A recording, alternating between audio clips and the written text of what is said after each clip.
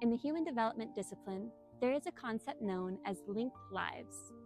This concept suggests that we are not individuals living out individual little lives in individual bubbles, but rather that the course of our lives cannot be separated out from our communities, our friends, our family, the place that we live.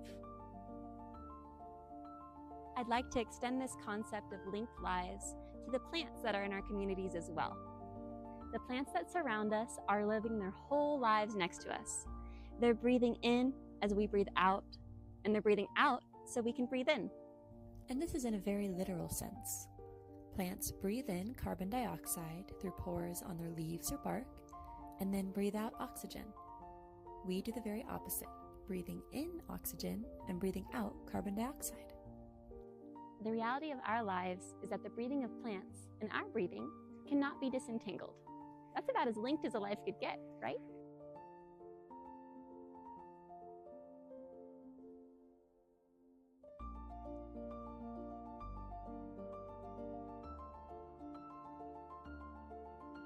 Have a peaceful day.